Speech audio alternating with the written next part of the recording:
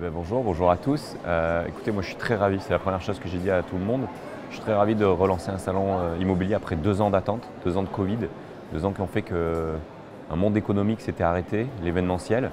Ça fait 2 ans qu'on ne loue pas les parcs, qu'on ne loue pas les enceintes pour créer des événements. Ça fait 2 ans qu'on ne fait pas travailler les gens qui viennent pour des stands. C'est toute une économie qui s'était arrêtée au niveau de l'événementiel. Donc la première chose, c'est la relance économique.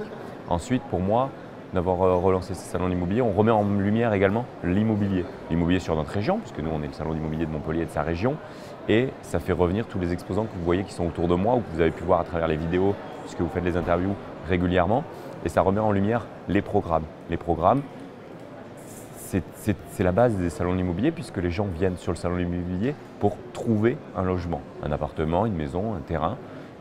C'est pour ça qu'ont été créés les salons d'immobilier. Les salons immobiliers ont été créés pour que la personne, en 1 heure de visite, globalement, ne sachant pas trop où elle veut aller, peut tout voir en un seul et même lieu. Savoir combien elle peut emprunter, qui lui donnera la base pour acheter un appartement ou un terrain. Elle peut aller voir les courtiers, les banques, qui vont en 5-6 minutes leur poser 2-3 questions sur savoir combien elle gagne, combien elle paye d'impôts, une micro-simulation rapide, même s'il faudra se revoir après en agence.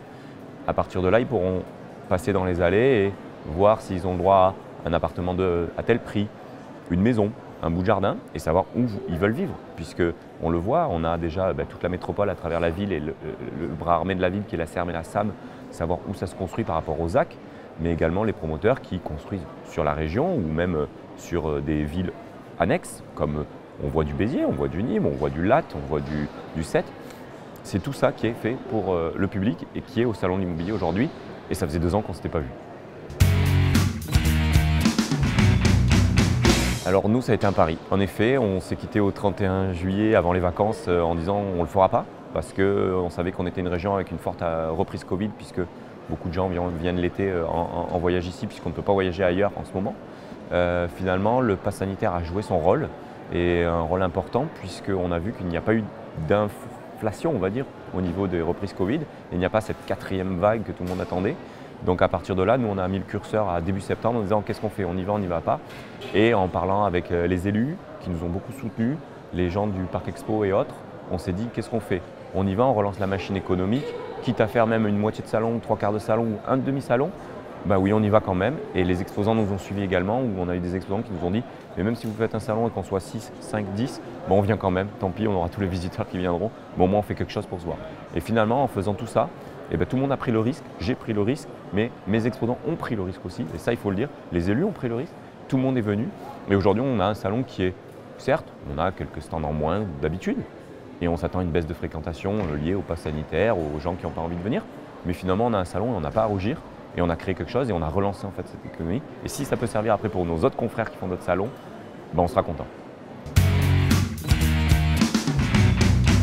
Alors le premier ressenti, c'est déjà exceptionnel, c'est on se revoit tous. Ils se revoient tous entre professionnels. Le vendredi est souvent fait une journée très pro, B2B, B2C, voilà, c'est très pro. Donc en effet, ils se sont tous revus, ils étaient très contents. Après, le public est là, donc on a fait de la communication pour faire venir les gens. Et les gens en fait avaient envie de venir voir et de se revoir en direct. C'est le principal. Depuis 2 ans, les gens sont chez eux à regarder sur Internet et ne voient pas les gens. Là, on voit la réalité des projets, on voit des maquettes, on voit des stands, on voit du contact important. C'est ça la satisfaction du salon immobilier. Globalement, de tout ce que j'entends dans les allées, il n'y a pas foule, mais si vous regardez tout autour de nous, tous les stands ont des rendez-vous, les gens sont en train de parler, des choses se concrétisent.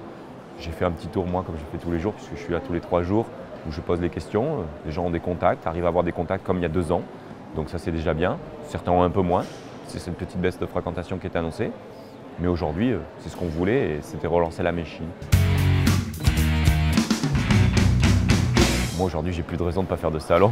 Et en mars 2022, bien sûr, je vous donne rendez-vous au salon de l'immobilier au Corum, en plein centre de ville de Montpellier.